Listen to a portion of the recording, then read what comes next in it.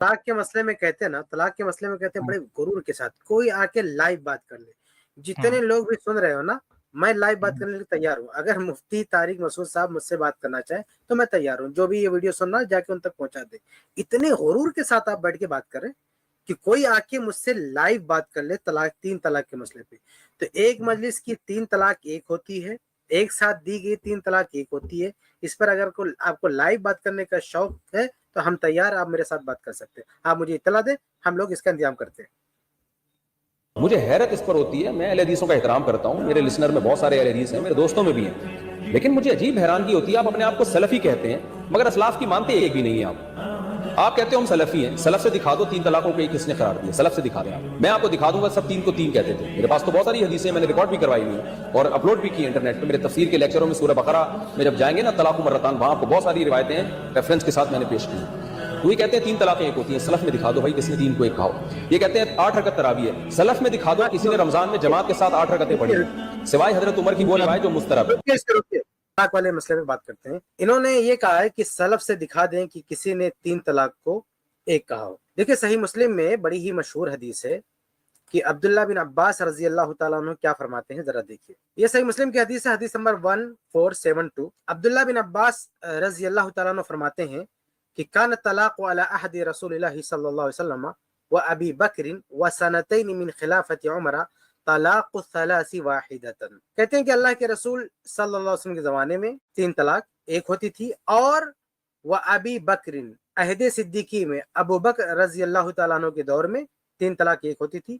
و سنتین من خلافت عمر، اور عمر رضی اللہ تعالیٰ عنہ کے دور کے شروع کے 2 سال میں 3 طلاق ایک ہوتی تھی. اب بتائیے یہ صحابہ کرام کا دور نہیں ہے؟ ابو بکر صدیق رضی اللہ تعالیٰ عنہ کے دور میں تمام صحابہ 3 طلاق کو ایک کہتے تھے. اسی طرح سے عمر فاروق رضی اللہ تعالیٰ عنہ کے دور میں تمام صحابہ 3 طلاق کو ایک مانتے تھے. عمر فاروق رضی اللہ تعالیٰ عنہ کے دور خلافت کی ابتدائی 2 سال تک. تو یہ جو دور گزرا ہے اس میں تمام کے تمام صحابہ، تمام کے تمام سلف، ان سب کا، بلکہ بعض اہل علم نے تو اس پر اتفاق اور اجماع نقل کیا ہے کہ اس بات پر تو اجماع ہے کہ صحابہ کرام 3 طلاق کو ایک ہی مانتے تھے. چنانچہ میں 1-2 حوالے نقل کر دوں. 1 منٹ. یہ عجیب بات ہے. میں تھوڑا سا ایک اضافہ جب تک کہ شیخ وہ لا رہے ہیں تب تک کہ میں پیش کرتا ہوں. یہ حضرات سلف کی بات کر رہے ہیں کہ 3 طلاق جو ہے وہ سلف ہیں دکھا دو. بھائی اگر سلف آپ کے ہاں اتنی بڑی ایسی ہی دلیل ہے تو ہم تو یہ کہتے ہیں کہ تقلید آپ کرتے ہیں نا.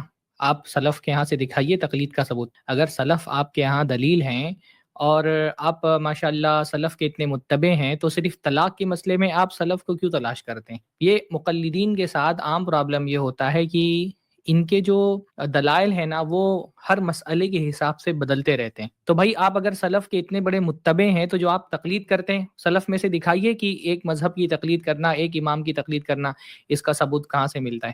صرف طلاق کے مسئلے میں آپ سلف کو تلاش کرنا کہاں سے شروع کر دیتے ہیں؟ ایسے 10 مسائل آپ کو حناف کی کتابوں میں مل جائیں گے جس میں وہ ایک صحابی کو لا کر کے نہیں دکھا سکتے. جیسے آپ ایک کسی صحابی کو لا کر کے دکھا دیں جس نے یہ کہا ہو کہ بغیر ولی کے کسی عورت کا نکاح ہو سکتا ہے. احناف کے بغیر ولی کی نکاح ہو جاتا ہے. پوری صحابہ کی جماعت میں کوئی ایک آدمی لا کر کے دکھائے جس نے یہ کہا ہو کہ بغیر ولی کے نکاح ہو جاتا ہے. پورے صحابہ کی جماعت میں کوئی ایک صحابی لا کر کے دکھائے جس نے کہا کہ عصر کی نماز کی شروعات 2 مثل سائے پر ہوتی ہے. تو ایسے تو 10 مسائل ہم احناف کے ذکر کر سکتے ہیں جس میں کوئی ایک صحابی کا قول بھی نہیں ملے گا. تو دلیلیں جو ہے نا وہ مسئلے کے حساب سے تبدیل نہیں کرنا چاہیے. صحابی کا قول آ جاتا ہے وہاں یہ کہہ دیتے ہیں کہ صحابی کا قول حجت نہیں ہے. جب سلف کو تلاش کر رہے ہیں آپ تو قیاس کے مقابلے میں اگر صحابی کا یہاں بھی مسلک آ جائے، قول آ جائے کئی سارے مسائل میں، تو وہاں فوراً یہی بات بولتے ہیں. حضرت انس کے بارے میں بھی یہ بات، یعنی حضرت بریرہ کے بارے میں یہ بات ہے، حضرت انس رضی اللہ تعالیٰ عنہ کے بارے میں بھی یہ بات کہی کہ غیر معروف الفقہ والاجتہاد، فقہ و اجتہاد میں غیر معروف نہیں تھی. تو اس طرح کی مطلب یعنی کہ جو سلف کا مسئلہ یہ لا رہے ہیں، جبکہ جو سلف اصل ہیں ان کے قول کو یہ کہتے ہیں کہ حجت نہیں. بھائی آپ سلفی ہیں، اگر آپ سلف سے نسبت رکھتے ہیں تو پھر آپ کیا حجت ہونا چاہیے؟ ارے بھائی سلف کا مسئلہ اگر اتنا حجت ہے تو سب سے پہلے تو تقلید ثابت کر دیں سلف سے. جس طرح سے ایک مذہب کی تقلید یہ کرتے ہیں کہ امام کی تقلید کرتے ہیں، تو سلف میں کس نے اس طرح سے ایک مذہب کی تقلید اور ایک امام کی تقلید کی ہے؟ تو یہ تو تقلید جس کی بنیاد پر یہ سارا مسئلہ کھڑا ہوا ہے، یہ تقلید بھی نہیں ثابت کر پائیں، یہ تقلید بھی سلف سے ثابت نہیں کر پائیں گے. وہ تو یہ تقلید شروع ہی 4 صدی کے بعد ہوئی ہے. یعنی جن ائمہ کی تقلید کرتے ہیں ان ائمہ سے بھی نہیں ثابت کر پائیں گے. نہیں جی، ان ائمہ سے، بلکہ اس کے برخلاف ثابت ہے ائمہ سے. تو جی وہ یہاں تک کہ مرجو بھی ہو یا ضعیف ہو صحیح ہو تمام طرح کی مل جائیں گی، لیکن یہ کہ تقلید کرنا ہے یہ نہیں ثابت ہو پائے گا۔ میں یہ جی کہہ رہا تھا کہ یہ حضرات کہتے ہیں کہ صحابہ میں سے کسی سے ثابت نہیں، جبکہ صحیح مسلم کی حدیث میں واضح طور پہ ثبوت موجود ہے کہ ابو بکر صدیق رضی اللہ تعالیٰ عنہ کے دور میں، اسی طرح سے عمر ابن الخطاب رضی اللہ عنہ کے عہد خلافت کے ابتدائی 2 سالہ دور میں تمام کے تمام صحابہ کرام کا اس بات پہ اتفاق تھا کہ اگر ایک ساتھ کسی نے 3 طلاق دی تو وہ 1 طلاق شمار ہوتی ہے۔ چنانچہ بہت سارے اہل علم نے اس کے بارے میں کیا لکھا ہے وہ بھی دیکھیں۔ امام ابن القیم رحمہ اللہ فرماتے ہیں کہ فَنَحْنُ أَحَقُّ بِدَعْوَى الْإِجْمَاعِ مِنْكُمْ۔ اچھا یہ لوگ اجماع کا دعویٰ کرتے ہیں نا کہ 3 طلاق کے 3 ہونے پر اجماع ہے، تو امام ابن القیم رحمہ اللہ فرماتے ہیں کہ بھئی تم سے زیادہ ہمیں حق ہے کہ ہم دعویٰ کریں اجماع کا۔ کیوں؟ لِأَنَّهُ لَا يُعْرَفُ فِي أَحَدِ الصِّدِّيقِ أَحَدٌ رَدَّ ذَلِكَ وَلَا خَالَفَهُ، کیونکہ ابو بکر صدیق رضی اللہ تعالیٰ عنہ کے دور میں جب 3 طلاق کو 1 مانا جاتا تھا تو کسی بھی صحابی نے اس کی تردید نہیں کی اور کسی بھی صحابی نے اس کی مخالفت نہیں کی۔ اور زاد المعاد جلد 5 صفحہ 247 پر امام ابن القیم رحمہ اللہ لکھتے ہیں کہ بل لو شئنا لقلنا، بلکہ اگر ہم چاہیں تو کہہ سکتے ہیں ولصدقنا، اور ہماری بات صحیح ہوگی کہ ان ھذا کان اجماعا قدیما، کہ یہ پرانا اجماع یہی تھا۔ لم یختلف فی علی عہد صدیق اثنان، ابو بکر صدیق رضی اللہ تعالیٰ عنہ کے دور میں کسی کی اس میں 2 رائے نہیں تھی، سب کا اس پہ اتفاق تھا۔ اسی طرح سے ایک اور عالم ہے امام یوسف بن احمد جمال الدین رحمہ اللہ، 798 ہجری میں ان کی وفات ہوئی۔ ان کی کتاب ہے سیر الحاس۔ اچھا اس کتاب میں ان کی کتاب کے حوالے سے نقل ہے کہ الطلاق الثلاث واحدہ، کہ 3 طلاق 1 ہوگی، کما صحت بھی سنہ، جیسا کہ صحیح حدیث سے ہی ثابت ہے، واجتمعت علیہ الصحابۃ فی زمن رسول اللہ صلی اللہ علیہ وسلم وخلافت ابی بکر وبعد خلافت عمر، جیسا کہ صحابہ کرام کا اللہ کے نبی صلی اللہ علیہ وسلم کے دور میں اتفاق تھا، اسی طرح سے ابو بکر صدیق اور عمر رضی اللہ تعالیٰ عنہ کے دور خلافت کے ابتدائی سال میں جو ہے اتفاق اجماع تھا۔ تو کئی اہل علم نے باقاعدہ اس بات پر اجماع نقل کیا ہے کہ، اور باقاعدہ صحیح مسلم کی حدیث میں اس کی صراحت آ گئی ہے کہ عہد صدیقی میں اور عہد فاروقی کے ابتدائی 2 سال کے اندر 3 طلاق کو 1 شمار کیا جاتا تھا۔ اس لیے مفتی صاحب کا یہ کہنا ہے کہ کوئی ایک بتا دو، ہم کہتے ہیں کہ عہد فاروقی میں جو تعزیری قانون آیا تھا اس قانون سے پہلے مفتی صاحب، ان کی پوری جماعت بلکہ چاروں مسلک والے مل کر کوئی ایک روایت بتا دیں کہ عہد صدیقی میں 3 طلاق کو 3 کہا گیا۔ یہ سارے لوگ پوری دنیا کے مقلدین مل کے کوئی ایک روایت بتا دیں، صرف ایک روایت، کہ جس میں یہ ذکر ہو کہ عہد صدیقی میں اللہ کے نبی صلی اللہ علیہ وسلم کے بعد جو پہلا دور تھا پہلے خلیفہ کا، اسی طرح سے دوسرے خلیفے کا جو شروع کا 2 سالہ دور تھا، اس میں کسی ایک صحابی نے بھی یا کسی ایک تابعی نے بھی 3 طلاق کے 3 ہونے کا فتویٰ دیا ہو، یہ کہیں سے بھی مفتی صاحب دکھا دیں۔ یہ قیامت کی صبح تک نہیں دکھا سکتے، نہ کسی نے ایسا دکھایا ہے۔ تو بھائی آپ ایک کا حوالہ مانگ رہے ہیں، آپ صحابہ کرام کی پوری جماعت اور عہد صدیقی کے تمام مسلمانوں کا اتفاق پر اجماع ہے، آپ اس میں کسی ایک کا حوالہ مانگ رہے ہیں۔ اور رہی بات عہد فاروقی میں جو فیصلہ ہوا تھا عمر ابن الخطاب رضی اللہ تعالی عنہ کا کہ بھئی 3 طلاق اگر کسی نے دی تو ہم اس کو نافذ کر دیں گے، تو یہ فتویٰ شرعی فتویٰ نہیں تھا، بلکہ یہ ایک تعزیری قانون تھا، یہ ایک طرح کی سزا تھی۔ عمر ابن الخطاب رضی اللہ تعالیٰ عنہ خود فرماتے ہیں، جیسا کہ صحیح مسلم کی اسی روایت میں حدیث نمبر 1472 میں ہے کہ فقال عمر ابن الخطاب رضی اللہ تعالیٰ عنہ ان الناس قد استعجلوا فی امر قد كانت لهم فیہ نات، کہ لوگوں نے ایسے معاملے میں جلد بازی کی جس میں ان کے لیے گنجائش تھی، فلو امضیناہ علیہم فامضاہ علیہم، تو کہا کہ ہم اگر انہی کو اس پہ نافذ کر دیں تو کیسا رہے گا، پھر انہوں نے نافذ ہی کر ڈالا۔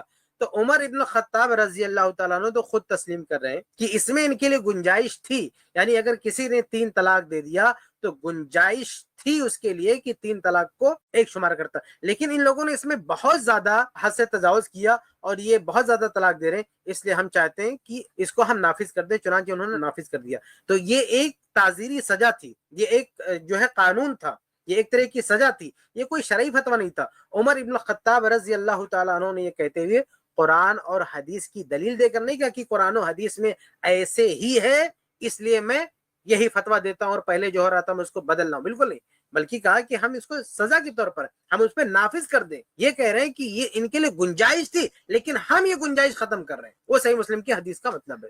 تو اس سے صاف واضح ہے کہ یہ تعزیری قانون تھا، یہ فتوی کی حیثیت نہیں۔ اب ظاہر سی بات ہے، ان کا مفتی صاحب کا یہ کہنا ہے کہ اس دور کے بعد جب عمر ابن الخطاب رضی اللہ تعالیٰ عنہ نے یہ فتویٰ دیا، یہ تعزیری فتویٰ تھا، یہ کوئی شرعی فتویٰ نہیں تھا، یہ جو قانون بنا ہے، تو ان کا کہنا یہ کہ یہ اس سے پہلے تو نہیں دکھا سکتے لوگ، لیکن یہ لوگ یہ سارے حوالے جو دیتے ہیں یہ عہد فاروقی کے 2 سال کے بعد کے حوالے دیتے ہیں. تو جتنے بھی صحابہ کرام کے حوالے دیتے ہیں اس کے بعد حوالے دیتے ہیں کہ اس کے بعد ان صحابہ کرام نے 3 طلاق کو 3 کہنا شروع کیا. تو بھائی جب یہ سرکاری قانون بن چکا ہے، خلافت سے یہ قانون پاس ہو چکا ہے، تو ظاہر سی بات ہے کہ جب سرکاری قانون بن چکا ہے اور یہ فیصلہ ہو چکا ہے کہ اب ان کو یہی سزا دی جائے گی، کسی نے 3 طلاق دے دیا تو اس کو نافذ کر دیا جائے گا، یعنی ان کی بیوی کو اس سے الگ کر دیا جائے گا. تو جب یہ قانون بن چکا ہے تو بھائی قانون کی مخالفت کیوں کریں گے؟ جب خلیفہ نے ایک قانون بنا دیا ہے تو اس قانون کی مخالفت صحابہ کرام کیوں کریں گے؟ ہاں، اگر عمر ابن الخطاب رضی اللہ تعالیٰ نے فتویٰ دیا ہوتا، اگر یہ کہا ہوتا کہ قرآن و حدیث میں ایسا ہے، تو یقیناً بہت سارے صحابہ کرام اختلاف کرتے، لیکن خود عمر ابن الخطاب رضی اللہ تعالیٰ عنہ نے بھی اس کو شریعت کا حکم نہیں کہا، قرآن و حدیث کا حکم نہیں کہا، بلکہ ایک تعزیر کا. تو ظاہر سی بات ہے جب تعزیر کہا ہے تو خلیفہ کو ایک اختیار ہے کہ ایسا کوئی تعزیری قانون بنا سکتا ہے. بلکہ ہم آج بھی کہتے ہیں اگر اسلامی حکومت ہو، اسلامی حکومت میں کسی حاکم کو اختیار ہے کہ اس طرح کا کوئی قانون بنا سکتا ہے. تو صحابہ نے اس قانون سے اختلاف کیوں نہیں کیا؟ کیونکہ یہ قانون ایک قانون تھا، یہ قرآن و حدیث کی روشنی میں کوئی فتویٰ نہیں تھا کہ اس سے اختلاف کیا جاتا. اس لیے جب یہ قانون بن گیا تو سارے صحابہ اسی قانون کا خیال کرتے ہوئے فتویٰ دیتے تھے، حتیٰ کہ ان کے بیٹے عبداللہ بن عمر رضی اللہ تعالیٰ عنہ تو اتنا مبالغہ کرتے تھے کہ اگر کسی نے غیر مدخولہ کو بھی 3 طلاق دے دیا ہے تو اس کو بھی بولتے تھے ہو گئی. کسی بھی طرح سے کسی نے 3 طلاق دے دیا تو کہتے تھے ہو گئی، کیونکہ یہ قانون بن چکا ہے. تو جب قانون بن چکا تو اس قانون کی روایت کے وہ حوالے جسے مفتی صاحب اور ان کے گروپ والے اس کو بالکل شریعت کا کوئی شرعی فتویٰ قرار دیتے ہیں. حالانکہ اس کے بعد بھی یعنی عبداللہ بن عباس رضی اللہ تعالیٰ عنہ سے یہ قانون بننے کے بعد ظاہر سی بات ہے کہ عمر بن خطاب رضی اللہ عنہ کا ایک دور تھا، پھر وہ ختم ہوا، پھر دوسرے صحابہ کرام کا دور آیا. لیکن آگے جب ہم بڑھتے ہیں تو صحابہ کرام سے بھی یہ ثبوت ملتا ہے کہ انہوں نے 3 طلاق کو 1 قرار دیا. اور پھر ہر دور میں میری باقاعدہ ایک ویڈیو ہے، آپ انٹرنیٹ پہ جا کے سن سکتے ہیں کہ ہر صدی میں ہر دور میں 3 طلاق کے 1 ہونے کا فتویٰ. مفتی صاحب نے ایک ویڈیو میں کہا ہے کہ ابن تیمیہ رحمہ اللہ سے غلطی ہو گئی، اب وہ پوری امت پہ تھوپ دیا گیا. ایسا نہیں، ابن تیمیہ رحمہ اللہ سے پہلے میں نے ہر صدی میں ہر دور میں اہل علم کے فتاووں کے حوالے دیے ہیں کہ ہر دور میں ایسے علماء موجود رہیں، ہر صدی میں ایسے علماء موجود رہیں جو 3 طلاق کے 1 ہونے کا فتویٰ دیتے تھے. اس لیے مفتی صاحب کا یہ دعویٰ کرنا کہ صرف ابن تیمیہ نے ایسا کہا، ان سے پہلے کسی نے کہا، یہ غلط ہے. عمر ابن الخطاب رضی اللہ تعالیٰ عنہ سے پہلے پوری امت کا اسی پہ اتفاق اجماع تھا، اور اس اجماع کو عمر ابن الخطاب رضی اللہ عنہ نے توڑا نہیں ہے، بلکہ انہوں نے ایک قانون نافذ کیا تھا، پھر وہ قانون چلتا رہا. لیکن پھر بعد میں صحابہ کرام بھی فتویٰ دینے لگے، تابعین بھی، بلکہ ہر دور میں لوگ فتویٰ دینے لگے. چنانچہ عبداللہ بن عباس رضی اللہ تعالیٰ عنہ کا فتویٰ سنن ابی داؤد میں ایک روایت کے تحت موجود ہے. سنن ابی داؤد میں حدیث نمبر ہے 2197. اس کے تحت عبداللہ بن عباس رضی اللہ تعالیٰ عنہ سے فتویٰ منقول ہے کہ اذا قال انت طالق ثلاثا بفم واحد فہی واحدۃ، کہ اگر کوئی ایک ساتھ کہتا انت طالق ثلاثا، تم پر 3 طلاق، بفم واحد، یک منہ کہتا ہے، یعنی ایک ہی بار، ایک بارگی کہہ دیتا ہے کہ تجھ کو 3 طلاق، فہی واحدۃ، تو یہ 1 طلاق مانی جائے گی. اس روایت پر میں نے اپنی کتاب، جو میری کتاب ہے احکام الطلاق، اس کی سند پر میں نے تفصیلی بحث کی ہے اور ثابت کیا ہے کہ یہ روایت تمام طرق کو سامنے رکھتے ہوئے صحیح ہے. ابن عباس رضی اللہ تعالیٰ عنہ سے اور بھی کئی روایت موجود ہے. تو عبداللہ بن عباس رضی اللہ تعالیٰ عنہ سے صراحتاً یہ منقول ہے کہ اگر کسی نے 3 طلاق کہہ دیا تو وہ 1 شمار ہوگی. اس لیے مفتی صاحب کا یہ کہنا کہ کسی بھی صحابی سے ثابت نہیں، یہ غلط بات ہے. عبداللہ بن عباس رضی اللہ عنہ سے عہد فاروقی میں جو قانون بنا اس سے پہلے بھی، جیسا کہ وہ کہہ رہے ہیں کہ تمام صحابہ 3 طلاق کو 1 مانتے تھے، اور پھر اس کے بعد بھی عبداللہ بن عباس رضی اللہ عنہ سے ثابت ہے کہ انہوں نے 3 طلاق کے 1 ہونے کا فتویٰ دیا ہے. اس لیے مفتی صاحب کا یہ دعویٰ کہ 3 طلاق کے 1 ہونے کا فتویٰ سلف میں سے کسی سے ثابت نہیں ہے، یہ بالکل غلط ہے. اور رہی بات اختلاف کی، تو دیکھیے اختلاف تو باقاعدہ ان کے علماء نے بھی ذکر کیے، یہ اجماع کا دعویٰ کرتے ہیں کہ کسی نے ایسا نہیں کہا. امام طحاوی رحمہ اللہ، ان کی کتاب دیکھیے شرح معانی الاثار ہے، اس میں کہتے ہیں جلد نمبر 3 صفحہ نمبر 55 پر، اس میں ہے کہ فَذَهَبَ قَوْمٌ إِلَىٰ أَنَّ الرَّجُلَ إِذَا طَلَّقَ امْرَأَتَهُ ثَلَاثًا مَعًا، کہ ایک قوم یعنی اہل علم کی ایک جماعت کہتی ہے کہ اگر کسی آدمی نے اپنی بیوی کو ایک ساتھ 3 طلاق دے دیا، فَقَدْ وَقَعَتْ عَلَيْهَا وَاحِدَةٌ، تو یہ 1 طلاق واقع ہوگی، إِذَا كَانَتْ فِي وَقْتِ سُنَّةٍ، اگر سنت کے مطابق اس نے دیا ہے تو، ذالک ان تکون طاہرۃ، سنت کیا ہے کہ بیوی طہر کی حالت میں ہو، فی غیر جماعین، ہم بستری نہ ہوئی ہو، واحتجوا فی ذالک بہذا الحدیث، اور کہتے ہیں کہ جو اہل علم کہتے ہیں کہ 3 طلاق ایک ہوگی وہ اس حدیث سے استدلال کرتے ہیں۔ حدیث کون سی ہے؟ وہ حدیث صحیح مسلم کی جس کی طرف میں نے اشارہ کیا۔ یہ تو حنفی امام ہے، امام طحاوی، وہ کہہ رہے ہیں کہ اختلاف ہے اور یہ اختلاف کرنے والے حدیث سے دلیل بناتے ہیں، اور مفتی صاحب کہتے ہیں پوری دنیا میں کوئی قائل ہی نہیں۔ عجیب بات ہے، یعنی امام طحاوی رحمہ اللہ سے زیادہ آپ کو علم ہے، وہ اختلاف ذکر کر رہے ہیں، بلکہ اختلاف کرنے والوں کی دلیل بھی ذکر کر رہے ہیں، اختلاف بھی ذکر کر رہے ہیں، دلیل بھی ذکر کر رہے ہیں، اور آپ کہہ رہے ہیں کہ نہیں ایسا کسی نے کہا نہیں۔ تو یہ غلط بات ہے، ہر دور میں 3 طلاق کو ایک کہنے والے لوگ موجود تھے۔ جی آگے چلائیں ان کی۔ یہ کہتے ہیں 8 رکعت تراویح ہے، سلف میں دکھا دو کسی نے رمضان میں جماعت کے ساتھ 8 رکعتیں پڑھی ہیں، سوائے حضرت عمر کی وہ روایت جو مسترب ہے۔ اب یہ دوسری بات کہہ رہے ہیں کہ سلف میں سے کسی ایک کو دکھا دو کہ جس نے 8 رکعت تراویح پڑھی ہو۔ بھائی سلف کا اس پر بھی اتفاق و اجماع ہے، یعنی تمام صحابہ نے 8 رکعت پڑھی ہے۔ کسی ایک صحابی سے، یہ مفتی طارق مسعود صاحب، ان کو بڑا غرور اپنے علم کا، یہ تیار ہوتے ہیں مجھ سے بات کرنے کے لیے تو میں ان سے تیار ہوں، چلیے آپ اسی ٹاپک پر آپ مجھ سے بات کر لیجئے، لائیو آ کر بات کر لیجئے، کسی ایک صحابی سے 8 رکعت کے علاوہ 20 رکعت ثابت کر کے بتائیں، کسی ایک صحابی سے۔ اور وہ جو روایت ہے عمر ابن الخطاب رضی اللہ تعالیٰ عنہ کی، وہ روایت بالکل صحیح ہے۔ مسترب یا مسترب تمہارے کہنے سے تھوڑی ہو جائے گا، پتہ نہیں مفتی صاحب مسترب کہہ رہے ہیں مسترب، بہرحال جو بھی کہہ رہا ہوں وہ مسترب نہیں ہے وہ روایت۔ اچھا ایک چوری بتاؤں میں ان لوگوں کی، یہ لوگ دوسرے مواقع پر بہت دعویٰ کرتے ہیں کہ ہم ائمہ اربعہ کا احترام کرتے ہیں، ائمہ اربعہ کا احترام کرتے ہیں۔ جب یہ لوگ اس حدیث کو مسترب کہتے ہیں نا تو ان کی مراد کیا ہوتی ہے کہ امام مالک رحمہ اللہ سے غلطی ہو گئی، یعنی وہ بات تھی 20 رکعت کی، امام مالک نے کیا کہہ دیا، امام مالک نے 8 رکعت بتا دیا۔ تو یہ جب مسترب کہتے ہیں نا تو اضطراب کی ذمہ داری ائمہ اربعہ میں سے ایک مدنی امام اور ایک بہت بڑے امام امام مالک رحمہ اللہ کے سر پہ ڈال دیتے ہیں کہ ان سے بیان کرنے میں غلطی ہوئی، حالانکہ یہ سراسر بہتان ہے امام مالک رحمہ اللہ سے۔ امام مالک رحمہ اللہ سے کوئی غلطی نہیں ہوئی، کیونکہ امام مالک رحمہ اللہ نے اپنے جن وستاذ محمد بن یوسف سے یہ روایت نقل کی ہے 8 کی تعداد کے ساتھ، ٹھیک اسی طرح سے امام مالک رحمہ اللہ کے ساتھ تقریباً 6 لوگوں نے، یعنی امام مالک اکیلے نہیں بلکہ 6 لوگ ہیں جنہوں نے امام محمد بن یوسف سے اسی طرح سے نقل کیا۔ تو کل تعداد ملاتے ہیں تو دیکھیے امام مالک رحمہ اللہ ہے، اس کے بعد 1 2 3 4 5 6 7، یعنی 7 لوگ مل کے 8 رکعت کی طرح بات نقل کر رہے ہیں۔ صرف ایک روایت میں 20 کی بات آتی ہے اور وہ بھی ضعیف ہے، ثابت نہیں ہے۔ اگر وہ ثابت بھی ہوتی نا تو اس کی کوئی حیثیت نہیں تھی، کیونکہ ایک طرف جو ہے 7 ائمہ ہیں، بڑے بڑے ائمہ ہیں جو یہ روایت کر رہے ہیں کہ 8 رکعت کی بات ہے اس میں، اور وہ ایک جو ہے ضعیف روایت میں 20 کی بات آ جاتی ہے، اس کی کوئی صحیح بھی ہو تو بھی کوئی حیثیت نہیں ہے۔ پھر اضطراب کہاں بھائی؟ اضطراب تب ہوتا نا جب ایک پائے کے 2 لوگ ہوتے، ایک پائے کے کئی لوگ ہوتے، ہاں، اور الگ الگ آدمی الگ الگ بیان کرتا ہے۔ یہاں 7 ایک طرف ہے اور ایک اکیلا بندہ ایک طرف ہے، کہاں کا اضطراب ہے یہاں پہ؟ تو یہ مفتی صاحب بلا وجہ اضطراب کی بات کر رہے ہیں، اور انہوں نے اپنی کتابوں میں جب اس کی ڈیٹیل دیکھے گا نا کہ اضطراب کی ذمہ داری کس پہ ڈالتے، تو یہ لوگ اضطراب کی ذمہ داری لے جا کے امام مالک رحمہ اللہ کے سر پہ پٹک دیتے ہیں، کہتے دیکھو یہ جو ہے اضطراب کے شکار ہو گئے تھے، جبکہ یہ بالکل غلط بات ہے۔ اس کے بارے میں اگر آپ کو ڈیٹیل میں تفصیل سے جاننا ہے تو ہماری کتاب ہے مسنون رکعات تراویح، اس میں ہم نے اس کی سندوں پر پوری تفصیل سے بحث کی ہے اور یہ بتایا ہے کہ یہ روایت بالکل صحیح بخاری صحیح مسلم کی شرط پر صحیح، کیونکہ اس کا جو چین ہے نا، اس کی جو سند ہے، اس سند کے تمام روات صحیح بخاری رمضان میں جماعت کے ساتھ 8 رکعت تراویح، شیخین کی شرط پر یہ روایت صحیح ہے، اس کے باوجود بھی یہ پتہ نہیں کیسے اس کو مسترب کہتے ہیں۔ بہرحال مسترب ہونے کی کوئی دلیل نہیں ہے، تمام صحابہ کرام سے 8 رکعت ثابت ہے، بلکہ ائمہ اربعہ میں سے امام مالک رحمہ اللہ سے بھی 8 رکعت ثابت ہے۔ باقی 3 اماموں میں سے کسی سے 20 رکعت ثابت نہیں ہے۔ امام ابو حنیفہ رحمہ اللہ کا بھی اشارہ یہی ہے، ان کے شاگرد نے قیام رمضان والی روایت نقل کی کہ امام حنیفہ اسی کے قائل تھے، اس سے بھی اشارہ ملتا ہے کہ وہ 8 رکعت کے قائل ہو۔ امام شافعی کا دیکھے تو امام شافعی کا فتویٰ یہ کہ جتنا کم کیا جائے وہی سنت ہے، وہی بہتر ہے، تو 8 سب سے کم جو ہے عام طور سے پڑھی جاتی ہے۔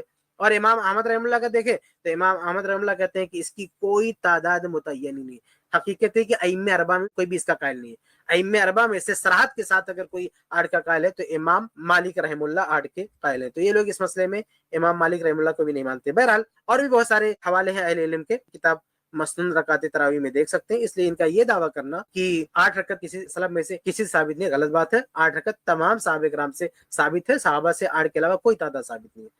آگے بڑھتے ہیں۔ 8 رکعت تراویح پڑھی ہے، آپ کہتے ہیں ہم سلفی ہیں، سلف میں دکھا دو کسی عورت نے مردوں کی طرح نماز پڑھی ہے۔ امام بخاری نے صرف ایک خاتون کا تذکرہ کیا جو مردوں کی طرح نماز پڑھتی تھی، اس کا مطلب باقی ساری عورتیں عورتوں کی طرح نماز پڑھتی تھی۔ تو آپ دکھا دیں سلف میں کہ عورتیں مردوں کی طرح نماز پڑھتی تھی، ایسا نہیں ہے بالکل۔ سلف میں صرف امام بخاری نے ایک خاتون کا وہ پیش کیا ہے کہ جو مردوں کی طرح، وہ ہائی لائٹ اسی لیے کیا کہ جو چیز جو تفرد ہوتا ہے نا وہ نمایاں ہو جاتا ہے۔ اگر اس دور میں عورتیں مردوں کی طرح نماز پڑھتی ہوتی ہیں تو امام بخاری کہتے ہیں نا کہ وہ ساری مردوں کی طرح پڑھتی ہیں، امام بخاری نے ایک خاتون کا تذکرہ کیا ہے بس۔ تو اچھا دیکھیے سلف یہاں پہ ایک مثال انہوں نے دی ہے مفتی طارق مسعود صاحب نے، کیونکہ امام بخاری رحم اللہ نے ایک خاتون کا ذکر کیا۔ میں واضح کر دوں کہ وہ خاتون صحابیہ نہیں ہے بلکہ تابعیہ ہیں، اور یہ بات میں نہیں کہہ رہا ہوں بلکہ امام ابن حجر رحم اللہ نے صحیح بخاری کی شرح کرتے ہوئے فتح الباری میں جو ام دردہ کا لفظ ہے تو ام دردہ صحابیات میں سے بھی ہے، لیکن یہاں مکحول کی سند میں جو ام دردہ ہے وہ صحابیہ مراد نہیں ہے بلکہ اس سے مراد تابعیہ ہے۔ تو تابعیہ سے یہ روایت امام بخاری رحم اللہ نے ان کے حوالے سے نقل کی ہے کہ وہ مردوں کی طرح سے بیٹھتی تھی۔ پہلی بات یہ، یعنی یہ وضاحت میں اس لیے کر رہا ہوں کہ صحابیات میں سے کسی صحابیہ کے تعلق سے یہ بات نہیں ہے، یہ تابعیہ کے تعلق سے۔ اور تابعین کے بارے میں یہ حضرات کہتے ہیں کہ اس کا کوئی اعتبار ہی نہیں ہے، اس کو دلیل نہیں مانتے۔ صحابہ کرام کے بارے میں بات ہوتی ہے کہ اگر وہ کوئی بات کہیں تو حجت ہے کہ نہیں، لیکن تابعین کے بارے میں یہ لوگ اس کو حجت نہیں مانتے۔ دوسری بات یہ ہے کہ یہ جو مفتی صاحب نے کہا کہ صرف ایک عورت سے ایسا ثابت ہے، بھائی ہماری دلیل کوئی تابعی عورت نہیں ہے، ہماری دلیل کیا ہے؟ قرآن اور حدیث ہے، اور قرآن حدیث کو سمجھنے کے لیے صحابہ کرام کا جو ہے فہم ہے، اور اللہ کے نبی صلی اللہ علیہ وسلم نے کیا فرمایا کہ صلو کما رأیتمونی اصلی۔ اور نماز کے مسئلے میں تو سب سے اہم چیز کیا ہے کہ نماز کے مسئلے میں خاص تاکید کیا ہے کہ صلو کما رأیتمونی اصلی، کہ تم نماز ویسے پڑھو جیسے مجھے پڑھتے ہوئے دیکھتے ہو۔ یہ قول، یہ خطاب کس سے؟ کیا خواتین سے نہیں ہے؟ کیا صرف مردوں سے ہے؟ کہ جب اللہ کے نبی صلی اللہ علیہ وسلم فرما رہے ہیں کہ صلو کما رأیتمونی اصلی، نماز ویسے پڑھو جیسے میں پڑھتا ہوں، تو یہ سب سے فرما رہے ہیں، چاہے کوئی مرد ہو چاہے کوئی عورت ہو، تمام مرد خواتین سب پر یہ لازم ہے کہ وہ اللہ کے نبی صلی اللہ علیہ وسلم کی طرح نماز پڑھیں گے۔ اور اصل جو نماز ہے نا، کسی بھی حدیث سے، کسی بھی صحیح حدیث سے قطعاً ثابت ہے، اور نہ کسی صحابی سے، نہ کسی صحابیہ کا فتویٰ ثابت ہے کہ مرد اور عورت کی نماز میں فرق ہے۔ جو فرق یہ لوگ اپنی کتابوں میں یہ لوگ پیش کرتے ہیں، اور کچھ تو جھوٹی روایتیں پیش کرتے ہیں، اور کچھ ایسی چیزیں پیش کرتے ہیں جس کا تعلق نماز سے نہیں ہے، جیسے کپڑے وغیرہ کا مسئلہ ہے، تو کپڑے وغیرہ کا مسئلہ اصل نماز سے نہیں ہے، بھائی عورت کا کپڑا الگ ہے، مرد کا کپڑا الگ ہے، تو وہ چیز کا تعلق اصل نماز نہیں، اصل جو نماز ہے اس میں مرد عورت میں کوئی تفریق نہیں ہے، یہ ثابت نہیں ہے۔ اچھا، ہم جو یہ کہتے ہیں نا کہ مرد عورت کی نماز میں کوئی فرق نہیں ہے، ایسا نہیں ہے کہ ہم نے ایسے کوئی ضد بنا کے رکھی ہے۔ اگر واقعتاً حدیث میں ثبوت ملتا، کسی بھی حدیث میں ملتا، بلکہ آج بھی یہ لوگ کسی حدیث سے ثبوت دے دیں کہ کسی روایت سے ثابت ہوتا ہے کہ اس مسئلے میں خواتین الگ طرح سے نماز پڑھیں گے، ہم اس کو مان لیں گے۔ ہم نے کوئی قسم نہیں کھائی ہے کہ مرد عورت کی نماز میں فرق مل گیا تو بھی ہم نہیں مانیں گے، آپ کہیں بھی دکھا دیجئے تو ہم اس کو ماننے کے لیے تیار ہیں، لیکن حقیقت میں کسی بھی صحیح روایت میں ایسا کوئی ثبوت موجود نہیں ہے کہ مرد اور عورت کی نماز میں فرق ہے۔ اس لیے عورتیں بھی پابند ہیں اسی طریقے کی جو طریقہ نبی سے منقول ہے، بلکہ ان کی ایک کتاب ہے، اس میں باقاعدہ ان لوگوں نے لکھ رکھا ہے جو ہے عورتیں بھی مردوں کی طرح نماز پڑھیں گی۔ ایک کتاب ہے البحر الرائق، فقہ حنفی کی کتاب ہے، جلد 1 صفحہ نمبر 45، اس میں لکھا فإن من المعلوم ان كل حكم ثبت للرجال ثبت للنساء لأنهن شقائق الرجال۔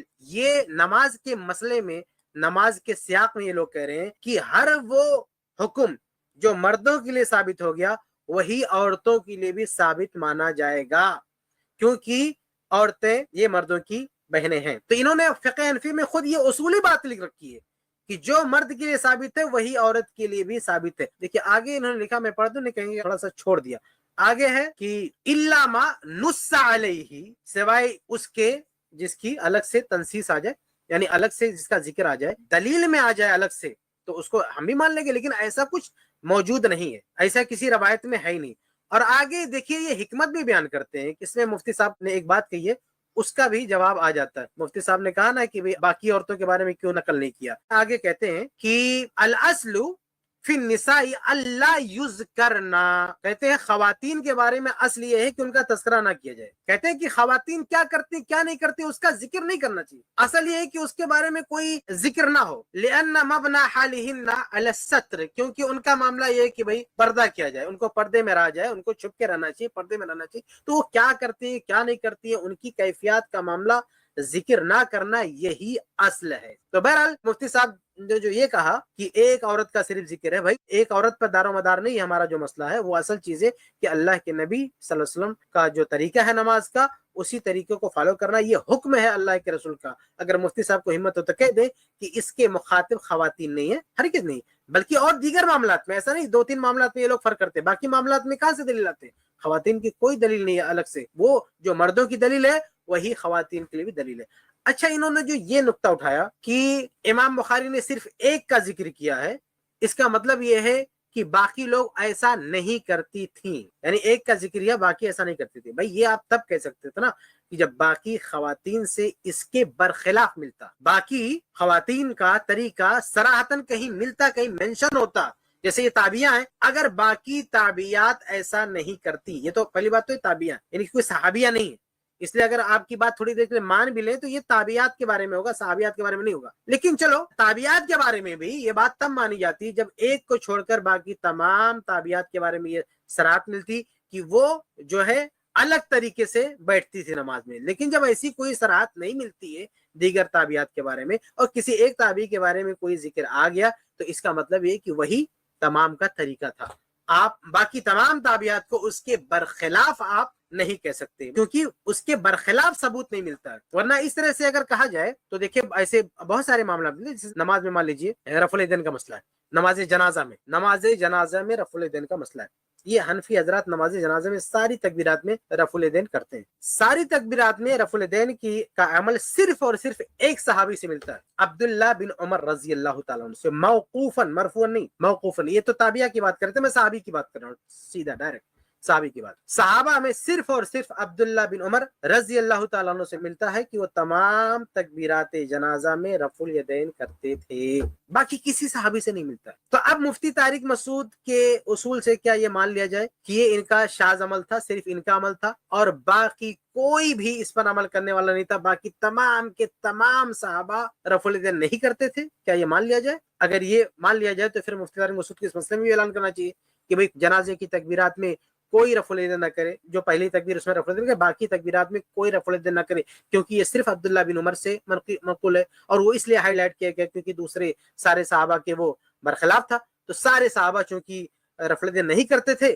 اور یہ اکیلے کرتے تھے، اس لیے کیا کیا جائے، وہ جو دیگر صحابہ کرام کا طریقہ رفع الیدین نہ کرنے کا اس پہ عمل کیا جائے. تو بہرحال اس طرح سے نتیجہ نہیں نکالا جاتا ہے کہ کسی ایک صحابی سے کوئی روایت آ گئی یا کسی ایک تابعیہ کی کوئی بات آ گئی، صحابی یا صحابیہ کی بات آ گئی تو آپ کہیں گے نہیں اب باقی سب اس کے خلاف ہی کر رہے تھے تبھی ایک سے ملا ہے. یہ بالکل غلط، بلکہ یہ خود ایسی اصولوں کو فالو نہیں کرتے نا. داڑھی کے مسئلے میں دیکھیے، داڑھی کے مسئلے میں یہ عبداللہ بن عمر رضی اللہ تعالیٰ عنہ کی دلیل لائیں گے کہ دیکھو وہ داڑھی کاٹتے تھے، ایک مشت کے بعد داڑھی کاٹتے تھے. تو کیا ہم یہ کہتے ہیں کہ بھائی دیکھو یہ ہائی لائٹ ہو گئے باقی سارے صحابہ کرام جو ہے داڑھی نہیں کاٹتے تھے؟ نہیں، دیکھیے ہماری یہ رائے ہے، ہمارا یہ موقف ہے کہ داڑھی کو نہیں کاٹنا چاہیے، اور ہم کہتے ہیں کہ انہی جو ہے صراحتاً جو ہے 1-2 صحابہ سے ملتا ہے داڑھی کاٹنے کا، باقی 5 صحابہ سے داڑھی نہ کاٹنے کا ثبوت ملتا ہے. باقی 5 صحابہ، چنانچہ المعجم الکبیر وغیرہ کی روایت ہے کہ 5 صحابہ کرام تھے جو اپنی داڑھی نہیں کاٹتے تھے. تو 2 سے ثبوت ملتا داڑھی کاٹنے کا، 5 سے ثبوت ملتا داڑھی نہ کاٹنے کا. باقی صحابہ کا کیا معاملہ ہے؟ باقی صحابہ کے بارے میں روایتیں خاموش ہیں، باقی صحابہ کے بارے میں ہمارے پاس کوئی روایت نہیں ہے. تو ہم صرف اتنا بات کر سکتے ہیں جتنے روایتیں ہیں ہمارے پاس. اس لیے اگر مفتی صاحب کی نظر میں یہ اصول ہے تو ہر جگہ اپلائی کریں نا. جہاں جہاں کوئی ایک صحابی کا عمل آ گیا یا ایک تابعی کا عمل آ گیا، بول دیں یہ شاذ ہے، باقی سب اس کے خلاف تھے. تو اسی مسئلے میں آپ نماز میں بیٹھنے کے مسئلے میں آپ یہاں لا کے اصول فٹ کر رہے ہیں. اگر یہ اصول آپ کی نظر میں تو ان تمام مقامات پر جہاں کسی ایک صحابی سے کوئی بات آئی ہے یا کسی ایک تابعی سے کوئی بات آئی ہے اور آپ کے فتوی کا کوئی اور حمایتی کوئی اور جو ہے موافق نہیں ملتا تو آپ کہہ دیجیے نا کہ یہاں پوری امت اس کے خلاف تھی، صرف ایک سے جو ہے ملتا ہے. تو بہرحال مفتی طارق مسعود صاحب نے اصل جو ہے طلاق کی بحث چھڑی ہے اور یہ کہا کہ سلف میں سے کسی سے نہیں ثابت ہے، غلط بات ہے. سلف میں سے تمام صحابہ سے ثابت ہے، عہد فاروقی سے پہلے. اور اس کے علاوہ جو مثالیں انہوں نے پیش کی ہیں اللہ کے نبی صلی اللہ علیہ وسلم سے، اس میں جو ثبوت ملتا ہے ہم اس کو فالو کرتے ہیں. حدیثیں موجود ہے، جب حدیثیں موجود ہے تو وہ مرد کے لیے بھی ہے، خواتین کے لیے، سب کے لیے. تراویح کے مسئلے میں وہی ہے کہ الٹا بول رہے ہیں، تمام صحابہ سے جتنا ثبوت ہم کو ملتا ہے صحابہ کرام سے وہ 8 رکعت ہی کا ثبوت ملتا ہے، لیکن یہ الٹا بول رہے ہیں، یعنی جو صحابہ کرام سے بالاتفاق ثابت ہے. دیکھیں تینوں مسئلوں میں صحابہ کرام سے بالاتفاق ایک ہی چیز ثابت ہے تینوں مسئلوں میں. دیکھیں طلاق کے مسئلے میں تمام صحابہ کا اتفاق ثابت ہے کہ 3 طلاق ایک ہوتی ہے، اس سے کسی کا اختلاف ثابت نہیں ہے. بعد میں جو کچھ ہے وہ قانونی مسئلہ ہے. تراویح کے مسئلے میں تمام صحابہ سے جتنے بھی صحابہ سے ثبوت ملتا ہے صرف یہ ملتا ہے، کیا ملتا ہے کہ 8 رکعت. 8 رکعت کے علاوہ کچھ نہیں ملتا ہے. نماز میں بیٹھنے کے تعلق سے کسی ایک بھی صحابیہ سے نہیں ملتا کہ مردوں کے خلاف وہ بیٹھی ہو. کسی ایک بھی صحابی سے نہیں ملتا کہ انہوں نے یہ فتویٰ دیا ہو کہ خواتین مردوں سے الگ بیٹھی. مطلب تمام صحابہ کرام کا مسئلہ اللہ کے نبی صلی اللہ علیہ وسلم کی اتباع پر ہے، وہاں کسی ایک سے ثبوت نہیں ہے. تابعین کی انہوں نے مثال دی. تابعین امام نخعی رحمہ اللہ جو ہے یہ فتویٰ تھا ان کا کہ ایک عورت، صحیح سند سے ثابت ہے کہ ایک عورت مرد کی طرح ہی نماز میں بیٹھے گی، الگ نہیں بیٹھے گی. ایک صحابیہ سے انہوں نے فتویٰ کہا یہ شاذ ہے. بھائی باقاعدہ صحابہ کرام کا فتویٰ موجود ہے ویسے بیٹھے گی. تو بہرحال انہوں نے جو 3 مثال دی ہے تینوں میں صحابہ کرام سے صرف ایک ہی چیز ملتی ہے، دوسری کوئی چیز، اختلاف نہیں ملتا. دوسرے الفاظ میں کہوں تو تینوں مسئلے میں صحابہ کرام کا اختلاف نہیں ملتا. نہ طلاق میں اختلاف ملتا صحابہ کرام کا، جو بھی ہے وہ قانون کے بننے کے بعد ہے، اس سے پہلے کی بات کرو، اختلاف نہیں ملتا. 8 رکعت تراویح میں بھی صحابہ کرام کا اختلاف نہیں ملتا. اور عورت کیسے بیٹھے نماز میں اس کے بارے میں صحابہ میں کوئی اختلاف نہیں ملتا ہے. میں آپ دکھا دیں کہ کوئی ہر قسم کے موضوع پہ مسئلہ کو انہوں نے جائز قرار دیا، کوئی سلف میں دکھا دیں تو اس نام رکھ لینے سے نہیں آپ سلفی ہو جاتے. انہوں نے ایک اور بات، میں سمجھا ان کی بات ختم ہوگی، لیکن انہوں نے ایک اور بات نقل کی ہے کہ ہر قسم کے موضوع پر مسئلے کسی ایک سے دکھاتے ہیں. پتہ نہیں کس دنیا میں رہتے ہیں. یہ جوربین کی شاید بات کر رہے ہیں کہ یہ ہر طرح کے موضوع پہ مسئلے کی بات نہیں. تو یہ جوربین جو ہوتا ہے، جو ہلکا موضوع ہوتا ہے، یہ کہتے ہیں اس پہ مسئلے کرنا جائز نہیں. حالانکہ بہت سارے صحابہ کرام سے پتہ نہیں کس دنیا میں یہ. دیکھیں جب حدیث میں تفریق نہیں ہے تو آپ نے اپنے گھر سے کہاں سے تفریق کر لیا بھائی. ابھی شیخ سرفات نے ذکر کیا نا، علی بن ابی طالب رضی اللہ تعالیٰ عنہ بھی جوربین پہ مسا کرتے تھے اور ان کا مسئلہ ان کے خلاف ہے. اسی طرح سے بہت سارے صحابہ کرام، میں 1-2 حوالے آپ کے سامنے ذکر میں ایک حوالہ میرے پاس بھی شیخ، میں اس کو پیش کر دیتا ہوں. یہ جو ہے شیخ احمد شاکر نے جو جمال الدین قاسمی صاحب کی کتاب ہے المسح علی الجوربین، اس میں انہوں نے یہ دولابی کا یہ روایت نقل کی ہے کہ دولابی کہتے ہیں کنا والاسماء میں جلد نمبر 1 صفحہ 181، وہ حضرت انس کی روایت لے کر کیا ہیں، آپ اس کو دیکھ سکتے ہیں کہ ارزق بن قیس کہتے ہیں رأیت انس بن مالک احدث فغسل وجهه ويديه، کہ میں نے دیکھا انس بن مالک کو کہ وہ ناپاک ہوئے تو انہوں نے اپنا چہرہ دھویا، دونوں ہاتھ دھوئے.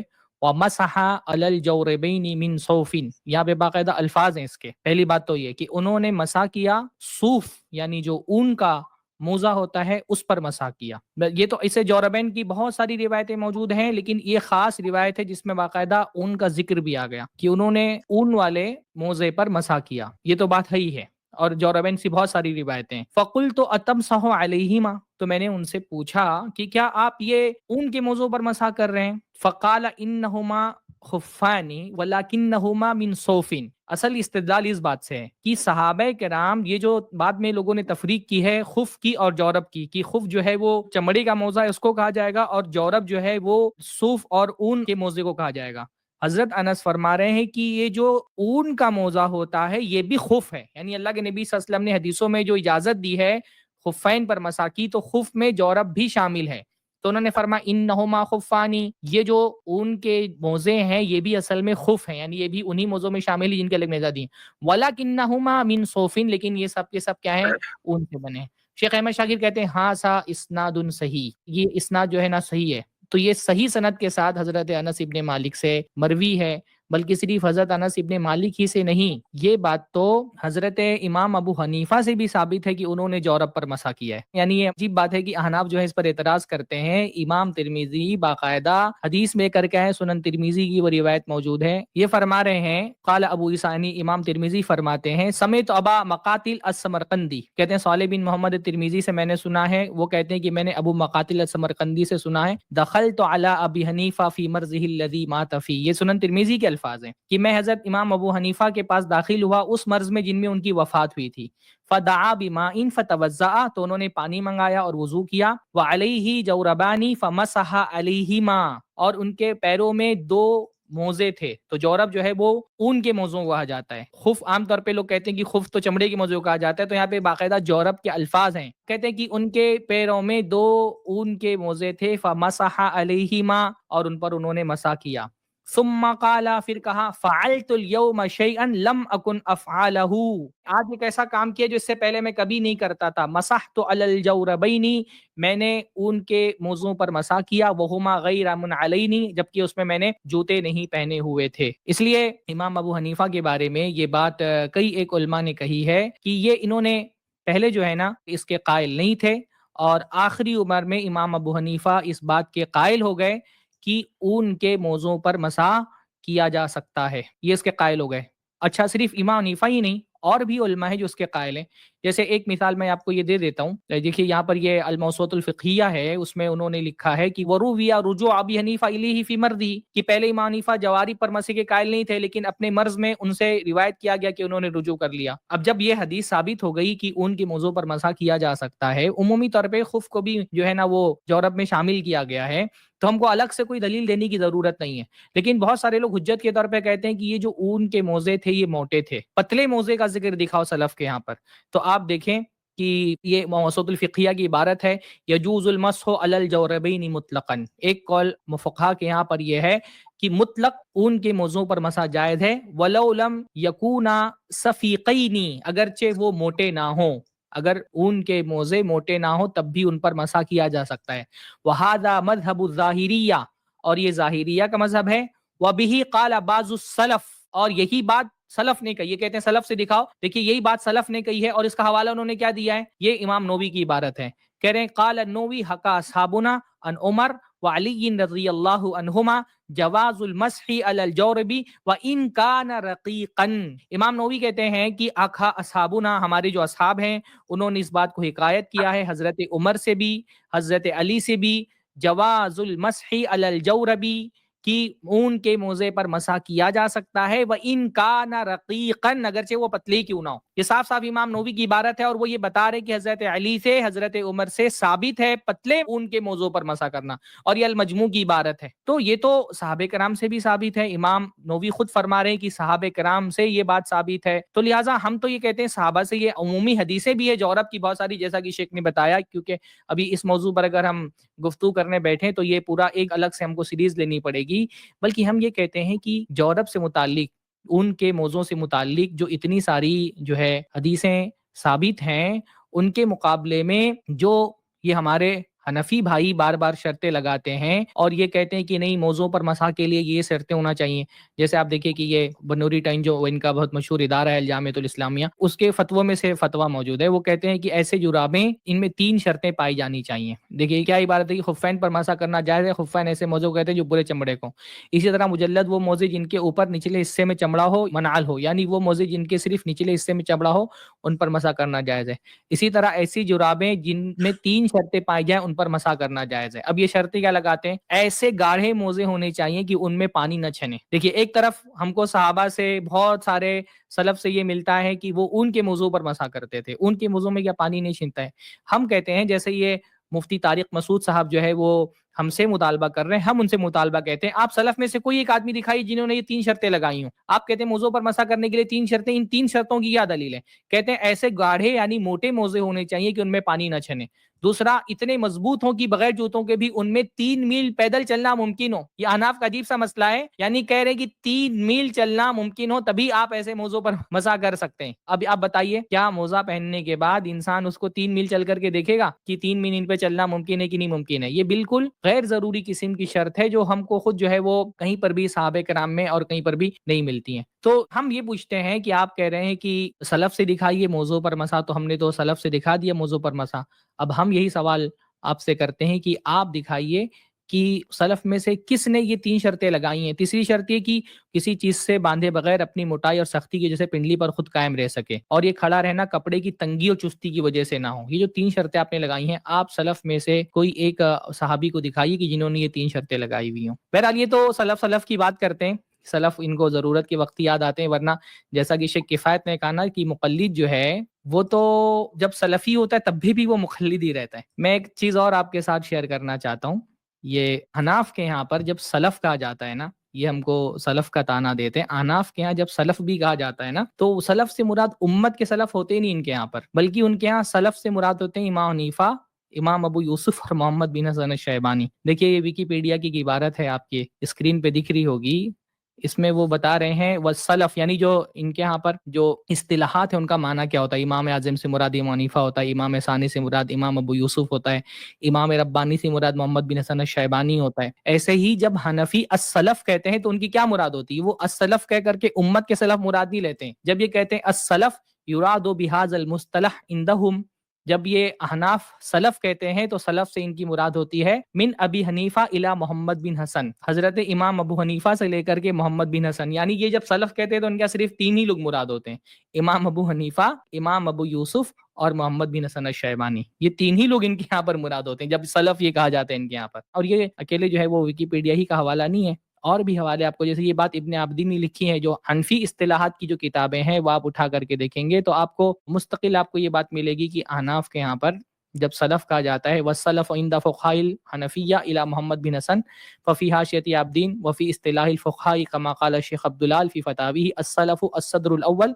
इला मोहम्मद बिन अल हसन, कि जब भी हनफी फतवा की किताबों में सलफ कहा जाता है तो उससे मुराद अस्सदरुल अव्वल यानी इमाम हनीफा से लेकर के इला मोहम्मद बिन अल हसन, मोहम्मद बिन हसन तक ये सिर्फ मुराद होते हैं। तो ये मुक़ल्लिद जो है ना वो सलफ़ी होकर के भी मुक़ल्लिद ही रह जाता है।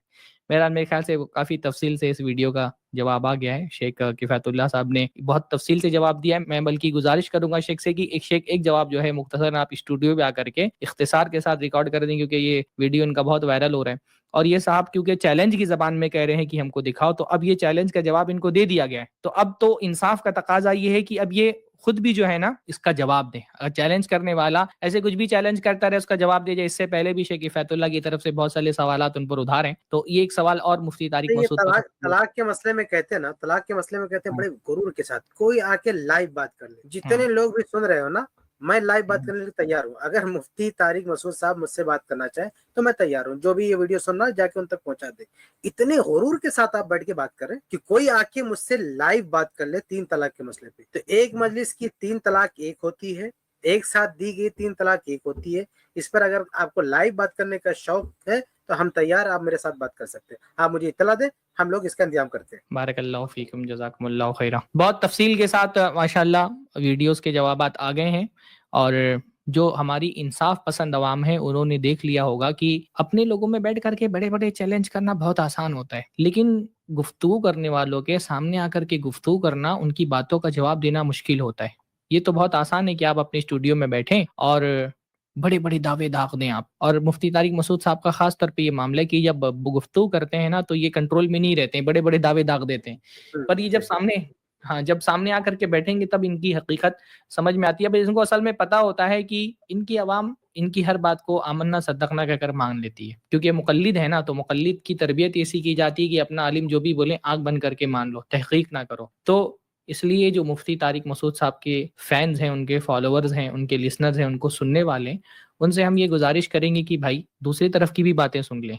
दावा बड़े बड़े करना, इस किस्म के दावे बहुत सारे मसलक के लोग करते हैं। देवबंदियों के बारे में ऐसे दावे बरेलवी भी करते हैं। तो सिर्फ दावों से हक साबित नहीं होता है। हक क्या है वो आपके सामने कितने दलाइल के साथ, उन्होंने तो सिर्फ दावा किया है ना, दावे के साथ कोई दलील नहीं दी। अल्हम्दुलिल्लाह i+ TV पर दलाइल के साथ उनके एक एक बात का रद्द कर दिया गया, चाहे वो तलाक का मामला हो, चाहे वो नमाज का मामला हो, चाहे वो मौजू का मामला हो, सराहत के साथ, दलीलों के साथ, हवालों के साथ, स्क्रीनशॉट के साथ आपके सामने बातें रख दी गई हैं। अगर जिसको हक समझना हो उसके लिए इंशाअल्लाह ताला इतनी बातें काफी होंगी। अच्छा, बाकी एक और चीज की वजाहत मैं कर दूं। ये मुफ्ती तारिक मसूद ने या किसी ने तलाक के मसले में उमर इब्न खत्ताब रज़ियल्लाहु ताला अन्हु के हवाले से बड़ी जज्बाती बात करते हैं। अहले हदीसों पर तानो तशनी करते हैं कि ये लोग खलीफे दोम को नहीं मानते, ये सहाबा के मुनकिर हैं, सहाबा के गुस्ताख हैं। सिर्फ इस वजह से क्योंकि तलाक के मसले में हम कहते हैं 3 तलाक जो है एक होती है। तो इसकी वजह से ये लोग इतना बड़ा मुकदमा खड़ा कर देते कि ये देखो उमर इब्न खत्ताब रज़ियल्लाहु को नहीं मानते, और वो हदीस पेश करते अलैकुम बिसुन्नती व सुन्नतिल खुलफाए राशिदीन। तो उसकी मैं तशरीह कर दूं एक, ये जो सुन्नतिल खुलफाए राशिदीन का मतलब जो ये लोग बार बार तर्जुमा ये करते हैं कि किसी भी सहाबी ने फतवा दे दिया उसको मान लो, ये खुलफाए राशिदीन की सुन्नत पे चलने का तकाजा है। देखिए इस हदीस का ये मतलब तो खुद खुलफाए राशिदीन ने नहीं समझा है। सुन्नत खुलफाए राशिदीन की सुन्नत को अपनाने का मतलब ये कि खुलफाए राशिदीन का जो मनहज था, उनका जो तरीका था, उनका तरीका था कुरान और हदीस की पैरवी करना, कुरान हदीस की इत्तबा करना, اور قرآن و جی حدیث کی کوئی دلیل آ جائے تو اپنا طریقہ اپنی بات چھوڑ دینا، یہ بھی تو سنتے خلفاء راشدین ہے. جی یعنی خلفاء راشدین کی سنت صرف یہی کہ جو انہوں نے فتویٰ دے دیا اس کو تم پکڑو. خلفاء راشدین کی سنت یہ بھی ہے کہ حق آ جائے تو اپنی بات چھوڑ دینا ہے. خود عمر ابن الخطاب رضی اللہ عنہ کی سنت میں بتاتا ہوں، صحیح بخاری کی حدیث ہے نا کہ وفات رسول کے بعد تلوار لے کے کھڑے ہو گئے کہ جس نے کہہ دیا کہ وفات ہوگی میں اس کی گردن مار دوں گا. اب ابو بکر صدیق رضی اللہ تعالیٰ عنہ آتے ہیں اور قرآن کی آیات پڑھتے ہیں اور سمجھاتے ہیں کہ نہیں وفات ہو چکی ہے، تو عمر ابن الخطاب رضی اللہ تعالیٰ عنہ وہ بات مان لیتے ہیں اور کہتے ہیں کہ یہ سن کے ایسا لگا کہ آیتیں ابھی نازل ہوئی ہیں اور میرے پاؤں مجھے اٹھا نہیں رہے. اس کو کہتے ہیں سنت خلفاء راشدین، کہ جب حق آئے دلیل آئے تو اپنی پرانی بات چھوڑ دینا، نئی بات مان لینا، جو دلیل آ رہی ہے اس کو تسلیم کر لینا. ایسے ہی مانعین زکوٰۃ سے قتال کا مسئلہ ہے ابو بکر صدیق رضی اللہ عنہ کا کہ ہم قتال کریں گے. اب سنت فاروقی کیا ہے؟ انہوں نے شروع میں کہا کہ نہیں ایسا نہیں کرنا چاہیے، لیکن عمر ابن الخطاب رضی اللہ عنہ کہتے ہیں کہ ابو بکر صدیق بار بار مجھ پہ دلیل پیش کرتے رہے، بات کرتے رہے، یہاں تک کہ اللہ نے میرا سینہ کھول دیا کہ یہی بات صحیح ہے. یہ ہے سنت خلفائے راشدین. تو سنت خلفائے راشدین کا مطلب ان لوگوں نے یہ بنا کے رکھا ہے کہ ایک ایک صحابی کا فتویٰ لو لو یہ سنت خلفائے راشدین ہے. بھائی دلیل کی پیروی کرتے ہوئے اپنی بات چھوڑ دینا یہ بھی سنت خلفائے راشدین ہے. تو اصل سنت خلفائے راشدین کا مطلب ان کا منہج ہے، ان کا طریقہ ہے، ان کا طریقہ افتاء، طریقہ اتباع، طریقہ استدلال ہے. نہیں کہ ان کا کوئی ایک ایک فتویٰ لے لو حدیث پڑھ دو یہ تو سنت خلفائے راشدین پہ چلنے کا تقاضا ہے. آپ دیکھیں کہ خود خلفائے راشدین، اگر یہ مطلب ہوتا حدیث کا نا کہ خلفائے راشدین میں سے ہر ایک کی بات لینا لازم ہے، تو پھر صحابہ بھی تو وہی کرتے نا کہ اگر کسی خلفائے راشدین میں سے کسی نے کچھ کہہ دیا تو مان لیا. جبکہ ہم دیکھتے ہیں کہ ابو بکر صدیق رضی اللہ تعالیٰ عنہ کے بعض فتاوی نہیں مانے گئے، دلیل کی بنیاد پر لوگوں نے رد کیا، وہ جو وراثت کا مسئلہ جسے ہے. اور ایسے ہی عمر ابن الخطاب رضی اللہ تعالیٰ عنہ کے بعض فتاوی، عثمان بن عفان رضی اللہ عنہ کے بعد فتاوی لوگوں نے تسلیم نہیں کیا. کیوں نہیں تسلیم کیا؟ اس لیے نہیں تسلیم کیا کیونکہ حدیث اس کے خلاف. بلکہ خود عمر فاروق کے بیٹے عبداللہ بن عمر کئی مثال ہے، وہ حدیث پیش کرتے ہیں. اگر کوئی کہتا کہ آپ کے ابا تو ایسا کرتے تھے تو بولتے تھے میرے ابا کی پیروی کرو گے، حدیث پیروی کرو گے.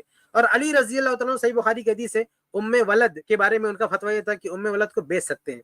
تو پہلے ابو بکر صدیق، عمر فاروق، عثمان بن عفان تینوں خلیفہ کے دور میں یہی فیصلہ ہوتا رہا عدالتوں میں کہ ام ولد کو بیچنا ٹھیک نہیں ہے. لیکن جب علی رضی اللہ کا دور آیا تو صحیح بخاری کی روایت ہے انہوں نے قاضی کو بلایا جو عدالت میں فیصلہ کرتے تھے، جو سمجھ لیجیے سب سے بڑے قاضی تھے، قاضی القضات تھے.